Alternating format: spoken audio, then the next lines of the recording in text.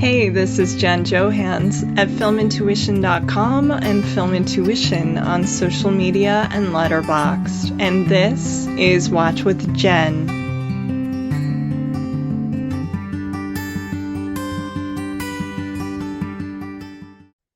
Straight from the pages of the Sunday New York Times on April 26th, that did an incredible story on my good friend.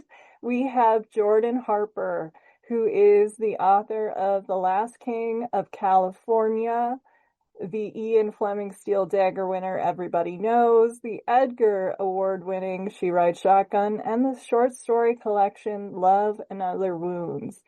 Born and educated in Missouri, he now lives in Los Angeles, and his brand new novel called A Violent Masterpiece, which takes place in the world of Everybody Knows, hits bookshelves next week. So be sure to order it at your favorite independent bookstores. Well, my first podcast and one of my favorites and your favorites, we have Jordan Harper here with us, who's an incredible writer. His brand new one is A Violent Masterpiece, and as we're recording it, comes out next week. I am so thrilled. It just got a rave in the New York Times as the noir novel of our time, and he is just, I think, one of the greatest writers we have right now. So Jordan, thank you so much for being here. How are you doing? I'm doing well. I'll say, you name a book a violent masterpiece and you're setting yourself up, right? But I did a radio interview last week, and now hearing you say it, I can just, that it forces people literally to say Jordan Harper's new book, A Violent Masterpiece. About it, you can name a book anything you want. And I encourage everyone else to think about that when they're naming a book. Now, again, you're setting yourself up. If the book stinks, then you're giving the critics a real easy layup. So you just got to be aware of that part of it. But so far, so good. Is Bill and Ted, are they having an excellent adventure? I mean, critics, I'm sure, went to town on that. Yeah, exactly. Yeah. License to Drive is an unlicensed failure or whatever. I don't know. Yeah. You used to write movie reviews too. We do tend to do this. I always tried to avoid the easy joke, but sometimes you can't help it. Yeah. Well, again, if you really set yourself up, if you call your movie A Good Time, then you're really, again, your movie better be a good time, or what the headlines are all going to be. So that's on you. Brothers, we need it to be a good time. Yes. See, that movie probably didn't do amazing at the box office, and that's why. Yeah, I love that movie. A kick-ass time. It was. Good time. Yeah, you're right. They're not overselling it. That's smart. I know. I saw a tweet, I think it was yesterday, it's shared on Instagram about, the person who keeps calling it Mission Impossible after there have been 7 missions he's achieved is maybe being a little dramatic. Yeah, I did see that too.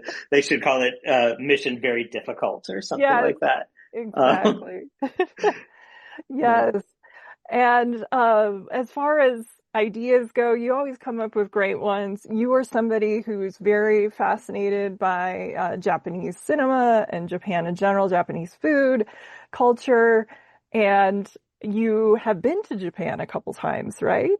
Just once. I went to Tokyo. Megan and I went to Tokyo a couple of years ago, that was my bucket list place, and it is my favorite city I've ever been to outside of America. And I really want to go back.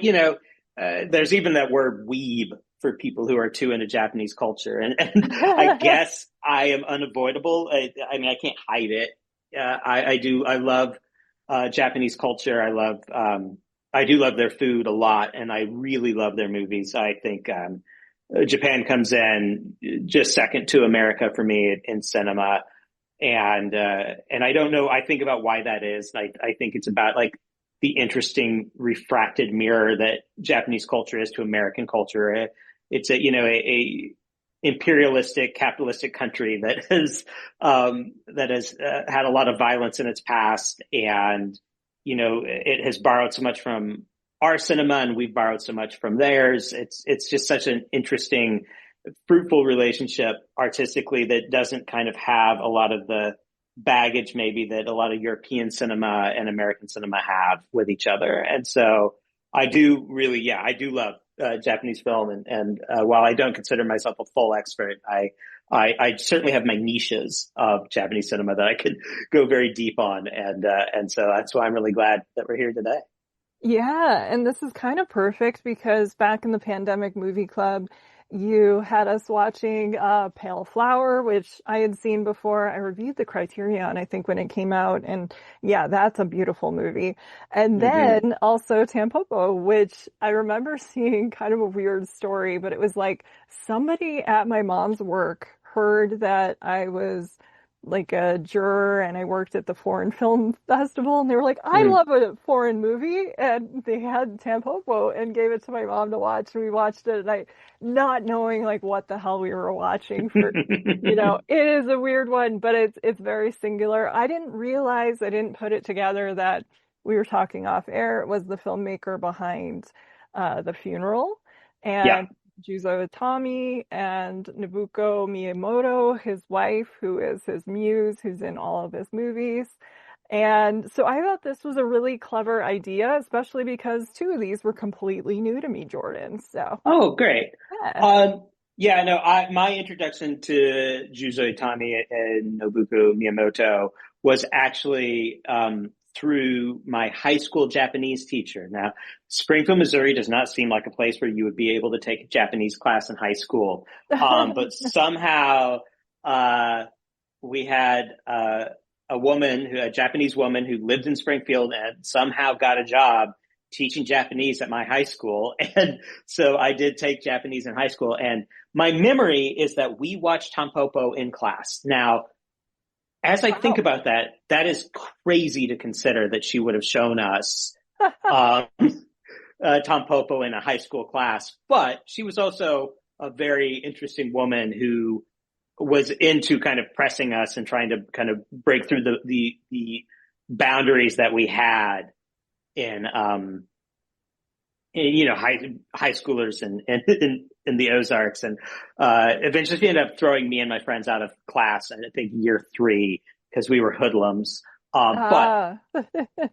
later on, many years later, we all ran into her where all of us, including her, were drunk at a bar and had a really great time reminiscing. But anyway, so I was introduced to this. I certainly in that era, I saw it very early, at least by American standards. The movie came out in 1985, but I saw it when I was pretty young, and so this movie, Tampopo specifically, made a huge impression on me. And so when The Funeral came out in America again, I watched it. I have not seen it for years. And we were saying off air, maybe we should have watched that one again, because I think it's such a different film than his other films. Mhm. But I just this pairing. I mean, Juzo Itami is one of the great wife guys in the history of cinema. If he's not, he might be the number one wife guy. I mean, there's some competition out there, but Juzo Itami made 11 movies, I think, in total, and maybe there's one she isn't in. There's one I haven't seen that she is not the lead of, Okay. uh, and I can't remember the name of it off the top of my head. But he he certainly put her in most of his movies right front and center. Oh, I'm Uh, looking. She actually was in all of them. On she was. Wikipedia, there's a graph. Yeah. Oh, okay. So great. So, um, that's a wife guy right there. That is And a wife guy. That's awesome. Yeah. And so I thought this was the one I watched first was the one you were the most excited about to discuss, which was Supermarket Woman. yes, And oh my goodness, this is, I think, my favorite of the yep, movies, actually. I just found it so charming and lovable, and I can't believe I don't remember hearing about this film or anything like for decades. I had no idea. So I want to thank you so much for great. introducing me to that one.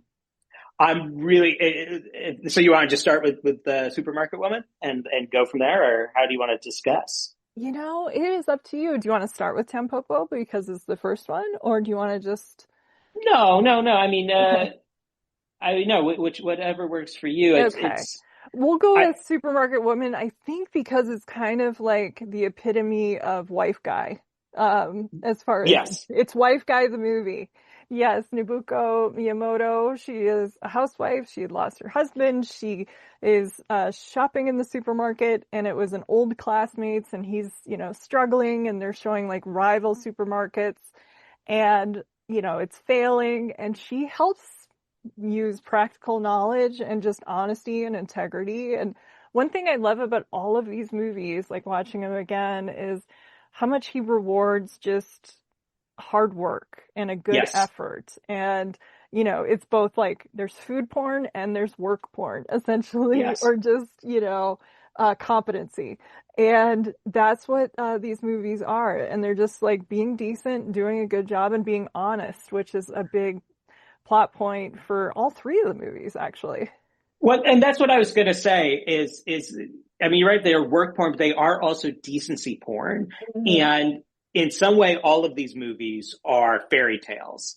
And they are fairy tales that take place in a world where hard work and decency come out on top. And that's not a criticism. I mean, it's fine to have fairy tales. And I think, you know, and I'm so glad you had that response to Supermarket Woman. It's the exact response I had when I watched it um, a few years ago for the first time. Was this is to me as good as TAMPOPO, not maybe as like interesting, quote unquote, Yeah, I can see that. It's not as but avant-garde. Yeah. it's not as avant-garde. But TAMPOPO is singular in his Yes. oeuvre, and but what he figures out kind of Tom Popo is sort of an outlier also in that Nobuko in that movie is the person receiving the help, where in most of his movies she is sort of the manic pixie middle aged woman who sweeps in and through the powers of charm and grit and determination, like kind of save the day. And you're Mhm. right; these are all a large chunk of their movies together are love letters to like the kind of jobs that other people do not make um, movies about and don't laud. They Yeah. made two movies in which she plays a tax investigator who investigates rich people and finds Oh, out how they're Taxi laundering money. Woman. A Yeah. taxing woman and then like Return return of. of taxes. Yeah. Which I haven't seen Return of Taxing Woman, but, and then, we have a lawyer in one of the other movies we're going to discuss. And then in Tom Popo, we have all the food talk. And then it's a love letter to your corner grocery store and what a miracle a really good corner grocery store is. And I just cannot. I'm glad it is good we're talking about it first because I think most people have seen Tom Popo or a lot of people have, but this is a criminally underwatched movie. And I just I put it on online somewhere the other day. I consider it one of the great feel good movies of all time, and it's because she just comes in and you're right. She just says, what if we were decent? What if we tried to make this store good? What if it Yeah. could succeed because we make the store good and not by chiseling people and not by running false advertisements or anything like that. And over and over again, you see people kind of put to the test of what will they do. And it's all these people freely choosing to do good because it feels good to do that. Yeah. Um, Yeah, they're not changing the date on things or using yesterday's produce and trying to pass it off or like, cutting things up. I love the sequence where she goes to get apples and then we see her in the truck and she's just sitting there so happy that she's bringing back all of these apples to the store. And it was just yes, really so exactly. sweet. Yes. It is, and it's so sweet, and it's not quite the food porn that Tom Popo is, but it's so engaged in like the senses of like these apples are a little bruised, but they're still beautiful, or like we Yeah. got to make sure that the fish is fresh so that it doesn't Yes. um and and it's just like wouldn't that make you feel good? Because and again, it's a fairy tale, but a fairy tale is based in some truth that most people, I believe, if given the opportunity to do good and not be fully punished for it, do actually want to do good. And, um, and I guess, I mean, to kind of lay it out a little better for those who haven't seen it. So yeah, so it's Nobuko Miyamoto plays a housewife, like you said, who runs into a childhood friend at a grocery store, and he's played by Masahiko Tsugawa. Masahiko, he's played by Masahiko Tsugawa, Yeah. and they have a terrific relationship. Their chemistry is great. It is a movie that is sort of unabashed about like the fact that they are middle aged, that they still have sexual drives, that just because they have that doesn't mean they need to act on them. Yes, And that is quite a sequence. Yeah, where she's like, forgive me, I got older and my body isn't great. And then he's the same thing. And, and she starts laughing and just, it doesn't feel right. Yes. yes, and it's kind of it's interesting because so Juzo Itami didn't start making movies until he was in his early 50s. He had Yeah. worked as an actor for a long time, and that's where he had met Nobuko, who really, if you look at her career, did not work a whole lot outside of these films. Uh-huh. Which in other situations you would attribute to like, oh, she must not be that great an actress. He's just putting her in movies. She's a terrific actress. Yeah. And it is this movie is a charm offensive from her. I when I first saw it, I wrote on Letterboxd that I had problems following the subtitles because I just wanted to watch what her face was doing all the time. Yes. She's so expressive. I She love yes, it. she's so expressive and so much fun, and she plays it like a ball of energy. She meets her friend who runs a failing grocery store and dedicates her life to reviving it. And I do think another thing that's interesting about this movie is there's a lot of times where the main character of the film would be the guy who runs the grocery store, right? And then Yeah. this woman comes in to help him, and she is just there to help him, and therefore she is a diminished character and he's the main character. That's not she is the main character of this film. Yes, I was gonna say we think we're watching one movie, but she is the central character for sure. And yeah, she's doing it to help him, but she's really doing it because she's good at it. Yep.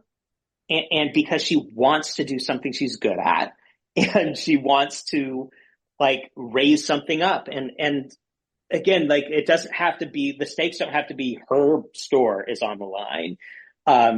It's just she has a mission that she dedicates herself to, and that is enough. And again, like you've never thought about supermarkets this much in your life. All of the little details about how you cut a cabbage in order to package it correctly, or all that packaged food, or when do you have sales, all of these like little procedural details that could be boring but absolutely are not. And the film's ability to like generate emotion, I mean, not to be too spoilery, but at the end there's a moment where the employees, who we've all kind of met them, even though most of them don't have really deep characters, are given a choice of, do they stay with the store or do they Oh leave yes. it? It's really moving. It's Yeah. really moving. The first time I watched it, I teared up.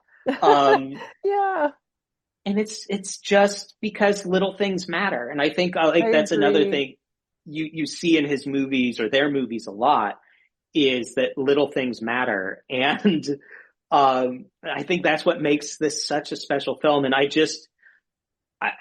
can't control these things, but I don't know why this movie doesn't show up in rep screenings. I don't know.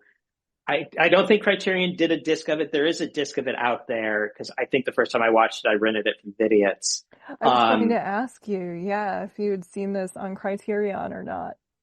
I think what happened was I love TAMPOPO, and then I saw his section at Vidiots and wound up doing a pretty deep dive that was supplemented by the Criterion, because Okay. Criterion, I think, has all of these films, Wow. all 11 of his films. That's incredible. And, again, I think Supermarket Woman and then TAMPOPO stand head above the others. I think the other ones are really fun. And we'll discuss one of them later. There's a few where his dedication to casting Nobuko I don't know. Should she have played the 18-year-old geisha in Legends of a Golden Geisha? I don't know. Um, but um, but overall, they are very fun, light comedy procedurals that are very worth watching. But there's something, even though this supermarket woman fits that mold, there's something special about this one, and I do think it's the amount of joy that's infused into it. I agree. And this was around 96-ish, and that was around the same time as Fargo in the States, as far as, Mm, Cohen working with his wife, and it's a love yes. letter to Frances McDormand and her incredible performance. And it waits like a half hour into Fargo before we even meet Marge, her character, and then she Hmm. becomes the main character. So it's kind of like this. So these are wife guys. And these are really incredible movies with their leading ladies. And I think also just it drives, you can carry this on. The one I watched right after this was MINBO, which is Hmm. what we were going to talk about. And I can see like kind of the same idea going through that. That was in the late 80s, I believe. Hmm. Yes. So And sort of mid period for them. yes. And of course there's TAMPOPO, which is, I think, through everybody talks about the female gaze and the male gaze, and just, it's all about food and sex and beauty and just, again, trying to do the right thing, trying to do a good job, make the perfect bowl of ramen. It's kind of a Western instead of a spaghetti Western. They called it, a ramen Western. Hmm. Do you want to jump to Tampopo next, or do you want to Sure. do? Yeah. Okay, Yeah. Let's yeah, talk about Tom Popo because I love Supermarket Woman really deeply, but I do think like Tom Popo is just a special film. It's just yeah. there is a reason for its international reputation. There's a reason. I did see this on the big screen at Vidiot's a few months ago. Um, How did it play, especially with people who had never seen it before? I mean, there are scenes where people were laughing because there were jokes. There were scenes where people were laughing because they did not know what to feel. Yeah, Which I think, the intersection of sex and food in this movie, um, it can be confusing to people, I think. yeah. Um, There are a couple. I'm sorry, like the egg, it goes back and forth a little too many times, and it just, yeah. Like the first I, time I watched, I was like, "Ooh, I don't know if I can keep watching this." I get it. Or the raw shrimp, Yes, yes, the raw on the shrimp. belly, but like, Yes. the egg thing I really love. I love the kind of weird and frankly a little like, I don't know how old the girl is scene Oh, with the yes. gangster eating the oyster. Yeah, that's a Um, little disturbing, but yeah. it is a little disturbing, but it's But it's also also very, beautiful. Yeah. so, again, if you haven't seen Tom Popo, you absolutely should see it. And the main story is about, Nobuko Miyamoto running a ramen shop, and a mysterious truck driver comes to town, and basically he's a kind of a manic pixie middle-aged Japanese trucker dream girl, and he comes to help her make her ramen shop into a good ramen shop, or not just a good ramen, a great ramen shop. And but the movie is also filled with these little short stories about food.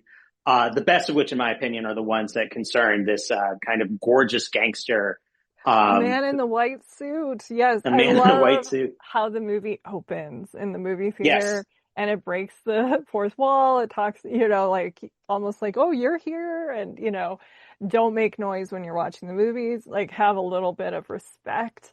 I love yes. that. And also, this one I can see when I was reading Roger Ebert's thoughts on it, he was comparing it to Jacques Tati. And Mm, you can see that a little bit. And actually, Tommy wrote for a magazine. It was actually a psychoanalytic magazine called Mon mm, Oncle.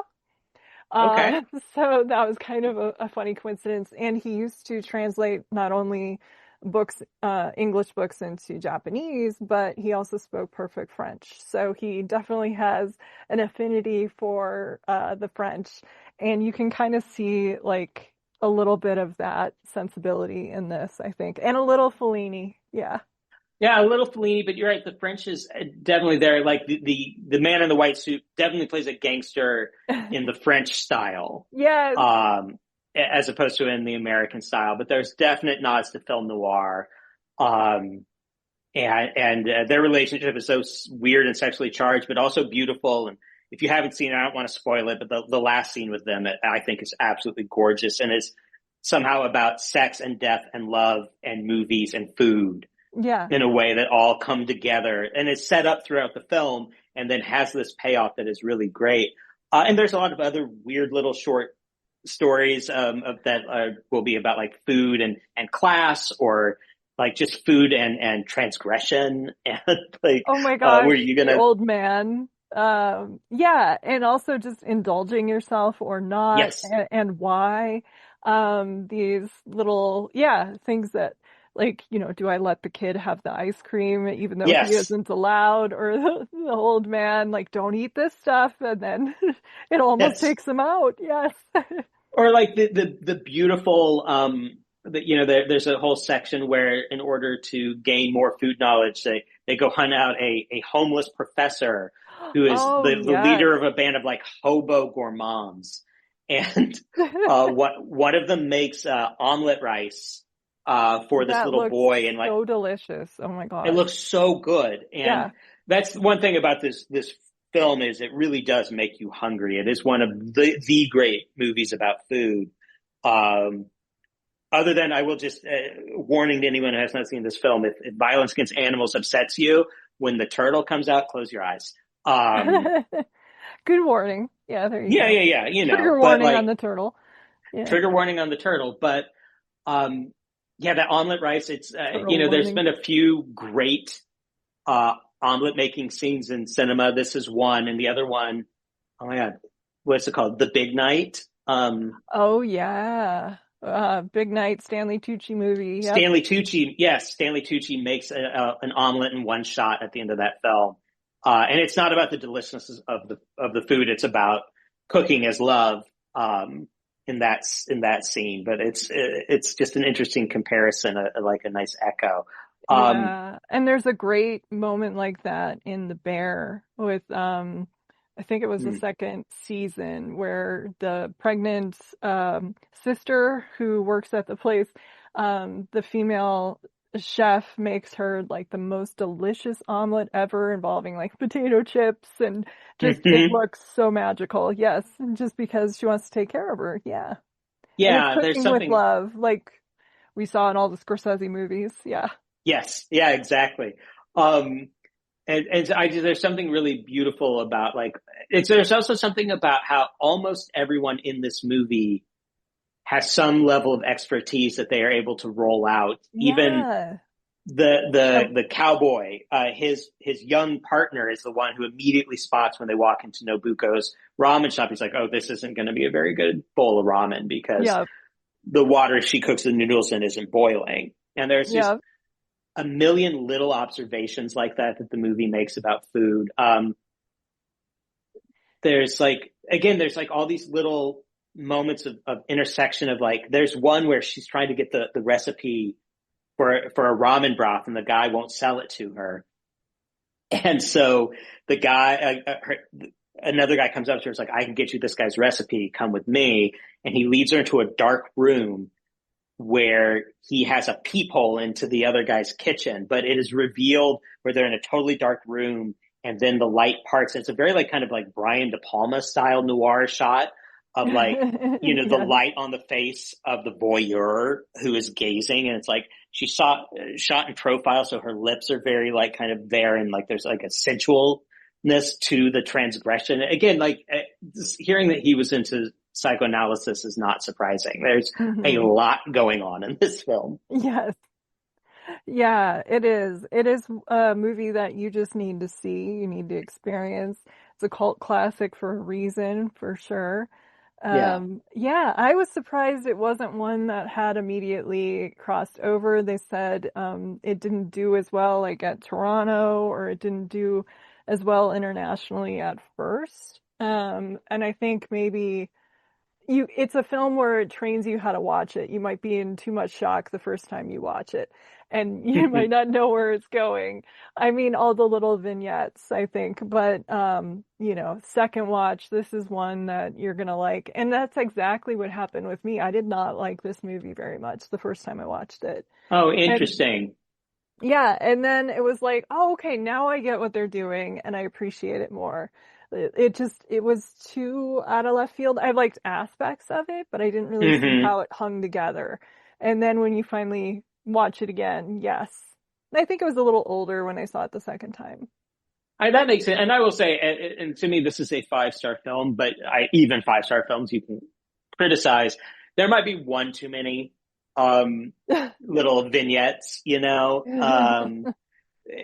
So it is like, you know, because and they're kind of done in blocks, so you really leave Nobuko and that Maybe a story little for too like long. Yeah. a little too long sometimes. So I Yeah. do understand that. And but again, to me, it's just so. And she, again, this is kind of the only movie of this style that he did where she is the one who receives the Hmm. wisdom and as opposed to being the one who kind of shows up and delivers it. And I think she's wonderful in this film, but I think she is better at the other thing. I agree with you. Yes. I think, and we do see that too in the next one in MINBO for sure. Yes. Which is like a continuation of if you liked her in A Taxing Woman and if you liked her in Supermarket Woman, yes, this is definitely your thing. Um, I found this one to be like I admired it more than I loved it. It's not as palatable, not as watchable as the other ones, I don't think, but she is so good in it. And it's also a daring and very important movie in his career, my goodness, because Yes. of what happened. I'm gonna let you take it away on Minbo. Yes. Yeah, you know, I think I don't remember if we were recording what I said earlier. There's a few other movies we could have watched third. This would not be the third movie I would recommend necessarily somebody watch if they're going to do like a deep dive. I think Okay. this is a good like kind of middle representation. Very easily you could watch A Taxing Woman instead of this and be great. And then The Funeral is also a really interesting film. But this is interesting because so Minbo, or The Gentle Art of Japanese Extortion, is a movie about the Yakuza from a point of view that I am unaware of anybody else ever attempting. This is a film that truly like gets rid of the mythology Oh, yes. of the Yakuza in a way that even like, you know, I love Kenji Fukasaku movies, and those movies are gritty and they're, you know, certainly not posing the Yakuza as admirable, but they're still, you know, oh, but they're men and they're violent men in a violent world and all that. And this Hmm. movie refuses to glamorize the Yakuza in any way, shape, or form. They're portrayed as like not intelligent but cunning men engaging in, you can't even call them con artist jobs because the threat of violence is what executes Yes. the con, as opposed to any kind of like sleight of hand, which by the way, it's also true of most con artists, that they are also not admirable, and they're brute forcing very simple tricks on people. Like, you know, anything Yeah. that is romanticizing any of this is bullshit. And again, you can love the bullshit. I love Yakuza movies. Yes. I mean, my goodness, all the branded to kill, like there's an entire box. There's Oh yeah, yeah. stack Again, of Criterion. Yeah. I have now seen something like 36 Kenji Fukasaku films. I love Yakuza films, but you know, so this is a movie about a hotel Yeah. that is a frequent site of extortion attempts from the Yakuza. Not attempts, very successful extortion is happening at this hotel all the time. And they finally form like a little squad of men to stop uh, this extortion from happening, and they instantly fail. And then they bring in Nobuko Miyamoto, who plays a lawyer who specializes in taking down the Yakuza. And she does it by simple, like refusing to be afraid of them, and then absolute faith in the justice system, which again, these movies are fairy tales. Hmm. Um, Great. But it is very fun to watch this tiny little woman just stand there while the Yakuza do, you know, their best like Bunta Shugagawa impressions, and she's just completely unfazed as they yell and scream and threaten her. I agree with you. It's not the most like watchable of these films, and it probably could lose a little runtime. But I do think it's very fun to see that. And then, as you were saying, like there's a lot of like kind of outside stories, which begins with he made this movie, Juzo Itami made this movie, and then pretty early on was assaulted by actual Yakuza because they were Six so in, days after yeah, it came out. Yeah. yeah, because they were so insulted by his portrayal, which is a really good clue that he was really on the money, I think. Yes. Yeah, he was basically I read that, they like to consider themselves as a new version of the samurai and that they have a code and it's somewhat Yes, noble or something. And he was just showing, no, these guys are thugs and a lot of the times they'll threaten things, but they're, weak and ineffectual and look at this woman can take them essentially yes. because the hotelier hires these two guys like you're gonna get rid of them and they don't know what to do but she will stand firm. Yeah. No, exactly. And it's really fun. And then, you go, well, I guess they kind of proved their point a little by not being afraid to hurt him. Yeah. Um, but you know, they also have to face the fact that this is the truth. And you're right, they want to think of themselves as samurai movies. But again, even Yeah. in the movies that try and valorize these guys, Uh-huh. there's this whole thing about like sworn brothers Yeah, where yeah. like you trade the little sake cups with each other and it means you're sworn brothers. And when you see that in a Yakuza film, the one thing you know 100% is one of those guys is definitely going to betray the other one. Like Yeah. every single time Yakuza movie, it's almost like you're making a promise to betray that dude later on in the movie. So, I mean, even those movies acknowledge, like, but again, like, usually what they are is sort of like, instead of the good cop story where the one good Yeah. cop justifies the whole system, there's the one good Yakuza, again, like Bunta Shugagawa often plays them in Keiji Fukusaku's movies. The one guy who really lives by the code, who always ends up dying at the end of the film, but he dies. I Yes. really love, like, it's one of the things I love about Yakuza movies and a lot of Japanese movies and generally see it in samurai movies as well is they are totally willing to treat somebody who stands on their principles and dies for it as the Hmm. victor. American films require the victor to actually win the fight. Um, We and do, yeah. it's why, it's amazing that Rocky loses in the first Rocky movie, but he doesn't ever lose again at the end of the movie. I know. And if you ask people, their memory is he wins. And it's like yes, just because they're getting it confused with all of the sequels, which is kind of funny. Yeah. yes, you're never confused in like a Kenji Fukusaku movie because No. everybody's dead at the end of it. And again, I love those movies, but I do think like this movie is such an interesting corrective to them.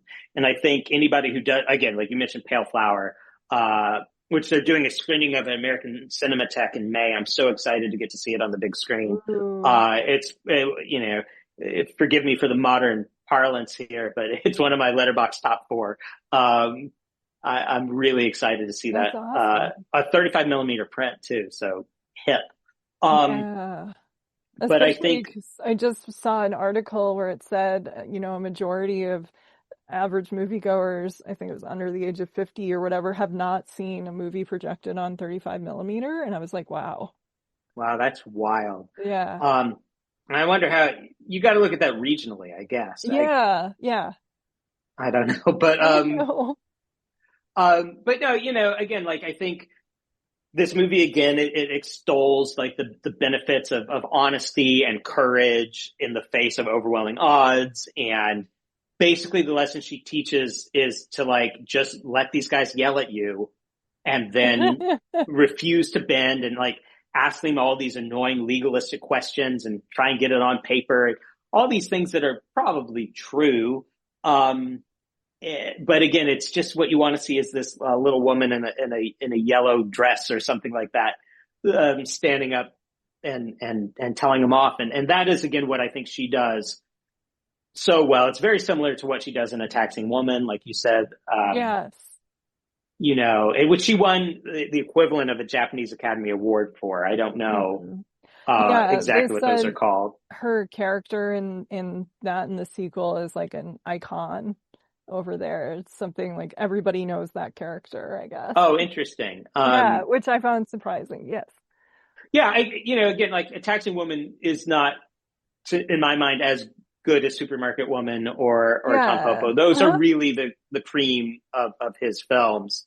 I was going to ask you about the other ones because I'm unfamiliar. So, what are your thoughts? Are there any you would recommend people seek out? Um, if you just want to see, if we're talking particularly, Nobuko's performances, I think that Woman in Witness Protection is very much worth watching. She plays a like kind of spoiled, out of touch movie star who is the witness to a murder and then has to Okay. live in witness protection, which she is not suited to.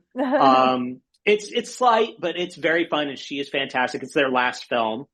Um, Yes, before he died under very strange circumstances, which might yes, be which Yakuza related. Yes. yes. So he either committed suicide, which the evidence suggests he jumped or fell off a building, Yeah, and there was apparently a suicide note on a word left on processor. word processor, which is suspicious. Yes. Um, and again, look, I have not much more than a Wikipedia level understanding of all this.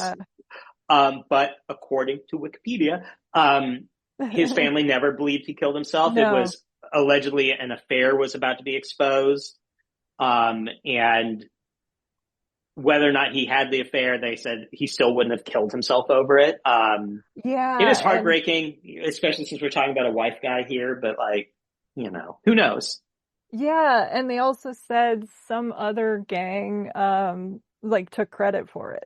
Yeah, there's a Yakuza guy who I guess Yep. turned state's evidence at some point and took credit for it, said they threw him off the roof, having to do with a new movie he was researching about the Yakuza's relationship to some religious organization. I don't really know that much about that relationship, but that's the claim. Again, I have Yeah. no No idea, idea. No. but You it have is to wait interesting. for the Oliver Stone, Yes, conspiracy theory movie to come out. Yeah. exactly. Before he And solves the crime with Kevin Costner and we'll figure it yeah, out. Yeah. it's kind of sad because like Nobuko didn't really work a lot Oh, outside of him. And then after his death, it looks like she essentially stopped working for a long oh time. boy. And, there's some stuff in the late 2000s where she started working again.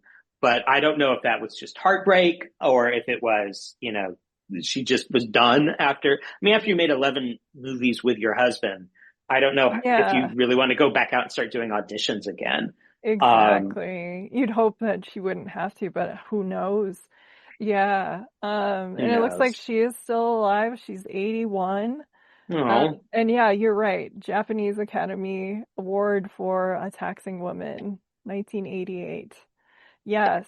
But I was so glad that you introduced me to Supermarket Woman especially because yes. that's a new favorite. I'm definitely gonna I recommend it to everyone and seek it out again. Yes. And no, I'm really glad because again, like, I'm having to talk about Minbo or, there's a few of his, I haven't seen Last Dance Okay. and I haven't seen, A Quiet Life. But I've seen most of his movies, and again, I enjoy all of the ones I've watched. Good. Um, but Supermarket Woman is definitely the one that I think just kind of demands to be taken out of obscurity. And I don't know what its reputation is in Japan, but in America, it is an obscure film, and it should not be. It should try. It needs to be recognized as just one of the most fun Yeah. movies. It would make a great date movie, people. Come on, It get would. out And there. when we were in that movie club, we were joking about starting either a boutique label or a movie Hmm. theater.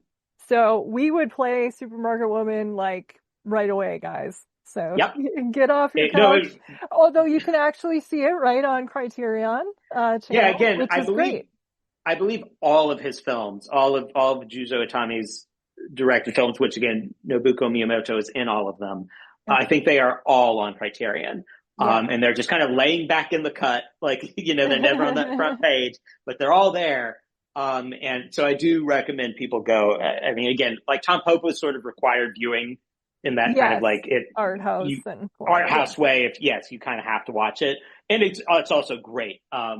Yeah. But the one that people have not watch. Yes, I really hope people watch Supermarket Woman. It's Yes, great. impress your friends, go a little bit Hmm. deeper so you can be that guy at the party, which, we all like. So, Yes, yeah, well, yeah, we all love that guy. yeah, the guy who says fun fact and they're never fun. But Yeah, but we are telling you this movie's fun for sure. it really is. It really Yes. is. Well, Jordan, again, I just can't wait to see the big success that I know your book is going to be. Are there anything on the horizon you want to plug or mention or talk about? Well, I mean, yeah. So, I mean, a Violent Masterpiece will probably be out by the time this airs, I assume. It's going to drop Uh, this weekend, so it'll be coming oh, out. Yeah. they're already selling in stores. People, go out and get it. Violent Yes. Masterpiece. Um, I also have a very weird short story in the new issue of the Southwest Review called "How to Kill." Ooh. It's I have a great relationship with them thanks to our friend Bill Boyle, who introduced me Yes. to Southwest Review. And they published my short story, My Savage Year. And they asked me to do another story for them. And so much like My Savage Year, I took a story that I've literally been working on and off for over a decade now. And it really, to me, feels like it's old me and new me combined in ways that Oh, are very cool. interesting. There are elements of the story that I wouldn't do now, but I did do now because the thing got published this week. Yeah. But yeah, it's a crime story featuring a washed up stand-up comedian, out on a pleasure island out in the middle of the desert. And, it's out online now. You can look that up. And then, Shirai Shotgun is out there floating around on Yes. Watch the movie. some streaming service. It's like on whatever you call it, Amazon's basement. It's what it's streaming on. I don't know what the term for that is. It's like, Yeah, the Prime and all of those channels, but but it's not yeah. even Prime. Yeah, it's like subprime, I guess is what it's on. That was a good joke. That's Um, funny. Sorry to laugh at my own jokes, but you got No, to I hand me like that that. one. Yeah. And, so yeah, there's stuff out there. Read my books, please. Don't, so I don't have to work in Yes. Hollywood anymore. And if you're Um, in LA, Pasadena next week, he's going to be oh, yes. doing a conversation with our good friend S.A. Cosby at Vroman's Yep. bookstore. And he's also going to be talking to me Yep. and my buddy Patrick Milliken over at Poison Pen virtually. So anyone can join us. And Yep. that will be on the 29th at, I believe, 5 p.m. Pacific. So, I will share that too. You can stream it as a podcast or watch it later, so Great. everyone can join in. And it's always good talking to you, Jordan. So thank you so much for doing this. You're welcome. I'm so glad to talk to you, and I'm so glad I'll talk to you again in Yes. just a couple of days. Yeah. I also want to thank everyone for listening, especially my patrons who support the show and help fund my research, equipment, film rentals, RSS fees, and more for as little as $1 per month at the Film Intuition Patreon, which is the home base for the show. Other ways you can support the podcast are by sharing, reviewing, and subscribing to Watch with Jen wherever you get your podcasts, and also checking out the cool merch store hosted and created by our talented logo designer, Kate Gabrielle. You can find the merchandise store, including shirts, tote bags, stickers, and more by visiting filmintuition.com and clicking on the shop link. The show's theme music is solo acoustic guitar by Jason Shaw and is available in the free music archive. Well, until next time, please take care and happy movie watching. This is Jen Johans at filmintuition.com and Film Intuition on social media and Letterboxd. And this is Watch with Jen.